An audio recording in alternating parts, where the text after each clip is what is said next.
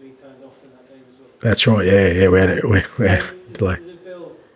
Another sign that things were not going to run smoothly, Tom. All these signs right in front of me. Do you still feel like you've got the energy after all that Not this morning, to be fair, but yeah, I do, mate. I still love it. I still love the challenge of it. I get, I'm under the pump, and I've been under the pump for a while now, but like I said, it feels like it hasn't been smooth sailing from the moment I've started, but I still love it. I still love the challenge of it. I still love the unknowns of it, and the possibilities of it. I keep saying I'm still really optimistic and bullish about what we're doing and where we're heading. Obviously, that's not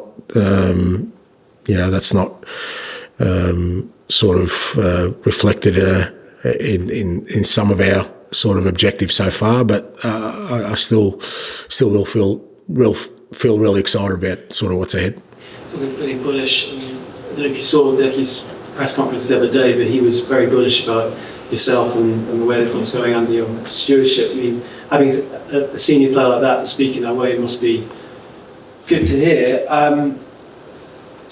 But when you look at the league table and the form, how do you stop players from getting disheartened or questioned? Well, I don't think disheartened, and I think Decky's probably a good example. He's as disappointed as anyone, and really wants to sort of not accept the position we're in, and believes we can be better, and I think that's important. I've never felt like the players are saying, "Oh well, we're just on a bad run, or we've got injuries," or they're genuinely disappointed with the way we're going in the league, as am I, and we can't accept it. It isn't good enough, and I've said all along my role in that is to try and make sure that I try and support the players and everyone to steer us out of the predicament we find ourselves in. But I haven't felt like the players have accepted that or been disheartened. And the flip side is that, we have done well in other competitions. We like I said, Carabao Cup, we've had to beat some pretty decent teams to get to where we are. In Europe, we finished fourth again, in some pretty trying circumstances. So it's a kind of balancing act. I don't think we can focus on one or the other. I think you look at it collectively and say, well, okay, we need to be better, and we've already shown that we can be. Can I ask you about Vicario specifically? When he might be back? He seems to be ahead of schedule. Yeah, fair to say that. Look, he's training now with Birchie and the keepers, so that's the first good sign. He'll just come down now to when he feels really comfortable. The type of injury he had. It's not a muscle injury or anything. It's just a matter of now if he can do all the actions and everything he needs to do. And a goalkeeper is obviously a different position to a player. Look, I think, again, with him probably over the next week or 10 days, I'd expect him to be available. Okay, so with that and all the other stuff, do you feel like there's a reset coming? Almost like a time when you sort of almost go again, relaunch your season? Yeah, I think so. I think, if you look at our kind of, which is why it was important last night, if you look at our schedule, we kind of, so we've got a big week, but then we play Villa in the FA Cup, and then we've got a sort of clean week to Man U, and that's the week all of them are sort of scheduled to start training. So if we get a full week of training, because at the moment we're hardly training, because it's like this morning that seriously I could join in, probably you could join in, Matt, with the training we're doing at the moment, and having a full week of training with those guys being available leading into the Man United game, I think it's a little bit of a sort of a point for us to then sort of relaunch our sort of campaign, particularly sort of in the league. But then, the real big games of consequences in the Cups also are coming around as well. Tom. Sorry about that, mate. Yeah. And a few players who've come here have spoken about how sort of influential you were when you spoke to them. Is it hard right now to persuade players to join the Spurs, given the league position and the injury and that challenge? It depends. It depends on sort of, what the players are looking for. I think you can look at it two ways. You can look at it, okay, the league form's not great, but there's some pretty big possibilities to have success here in the last sort of 3-4 months. And it's still a big club. It's still, a club that can challenge for honours. And it's whether you see, the player sees the potential that, we see right now, or certainly I see. But I've often said that if it's too much of a sort of hard sell, it's probably not the right one for us. I mean, just in terms of, you've said a few times how there's, the future of the academy players and the young players in the team means that, in 3 or 4 years it'll be a really good squad here. But is there a kind of a balancing act here where the team obviously needs players now, more senior players now who are ready to deliver over the next 2 or 3 months? Yeah, again, it's about a balancing act of kind of where we're at and what we need right now, but still not sort of veering away from. We're still in the building process of a team and a squad. I mean, it's the reason we signed Dom at the start of the year. We felt we needed some experience. If you look at the guys who are out, certainly getting Matters and Vicario and Romero back will help in that sort of seniority. It's always a balancing act of what we need right now, but never losing sight of what we're trying to build. And that a lot of that depends on sort of the development of the young players too. If they develop really quickly, you don't want to sort of close that door for them too. So if Archie and Lucas are all of a sudden really becoming top players, I wouldn't want to block their pathway into becoming really important players for us. So it's the kind of thing you kind of judge as you go along. Dave, similar sort of famous Ange, but how do you balance this kind of imminent reset with all the cavalry kind of arriving with these last few days of the window? It just feels like you don't want to make a signing for the sake of it to sort of shut people up. Yeah, and you do. You need a bit of discipline there. The one thing I don't want to do is bring somebody in who, is just going to be another body. I just don't think that serves any purpose, knowing, what we've got coming in. But, that aside, there's definitely a need for us, has been a need, and that's what we've been looking for a player or two to help us with what's ahead. But they have to be the right types and fit in with what we're doing. And I guess that's the tricky bit. Plenty of players available, but are they going to be the right ones is the question for us.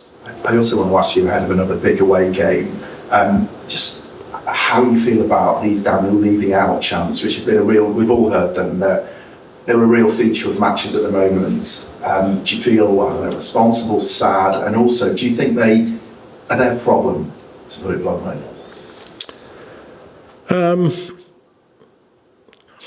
It's a bit harsh to say I'm responsible. It's not like I'm in the middle of it, sort of starting the chant. Look, I said last week, I've always felt that, when you're trying to build something successful, you need to be united in that. And again, I think I said last week, I've probably failed in trying to sort of unify the club in that way. And part of that is just because of the sort of form we're in the league, which kind of allows people's minds to go away from, what's the here and now.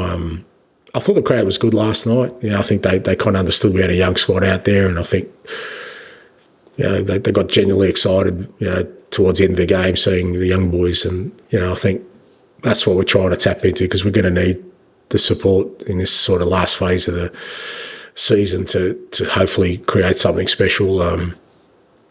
But I've often said I can't sit here and dictate people what they should or shouldn't do. My role is to try and hopefully create an environment where, like I said, we're unified, and we have to be unified if we're going to. Particularly when you're going through tough times, the last thing you want is, kind of splintering in sort of our mindset and focus. Done. On that, Ange, Daniel's been chairman here for 24 years. There's a lot of water under the bridge with the supporters, I guess.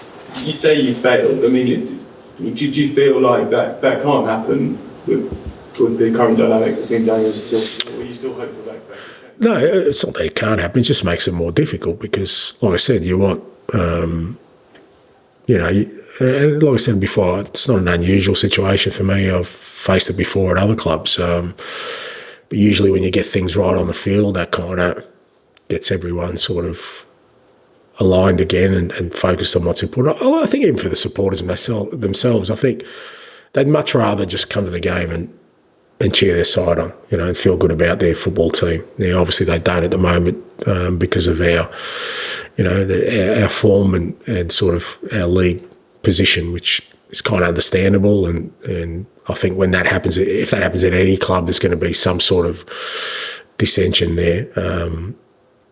But again, all I can do is try and my utmost to try and, again, get the team back on track in the league and hopefully, give our supporters, again, that sort of priority of just enjoying their football team. You'll be aware, I think, that there's a perception among supporters, rightly or wrongly, that Daniel doesn't back his managers and that he's not prepared to kind of go the extra mile for them, and that this slow January so far has kind of fed into that perception. I know you're not always across transfers, and I'm probably asking the same question in a different way, but from what you've seen, is that fair, that perception? Again, perceptions and what I deal with is reality, and I've kind of said from the start of the window we're obviously really short. We're looking to try and help this group of players, and the club is doing all it can to try and rectify that. Now, I can't sort of try and delve too deeply into that because, again, I'd be sort of, going into that world of looking for blame or looking to apportion sort of responsibility to other people when, I keep saying that we have to be unified through this. We have to be, otherwise, when you go through a tough period like we are at the moment, you'll never get out of it. So, I always take things on, on face value. You have trust within the group that, everyone's doing what they can to try and help, because they're not helping me, they're helping the club. I know you're saying support the manager, but ultimately it's the club, it's not the manager. I mean, as we know, managers come and go. It's about what's best for the football club. I think that's always got to be the primary motive of everyone who's involved. Is it hard to just kind of stop yourself getting frustrated though, kind of being outside that process and wanting help? Yeah, look, it just depends. Like I said, at different clubs it's been different. Other clubs I've been more involved in that side of it, but other clubs, tend to do these things on their own. I think I've always tried to, again, stay disciplined in not getting frustrated by things that are out of my control. All I can do is, like I said, have faith and trust in the people who are in charge of those areas, and my responsibility lies in the things I can control. And right now, it's there's obviously 3 days left in the window. I really got to make sure that all my energies are on the players that are going to play on Sunday against Brentford. Okay, thank you. Thank you.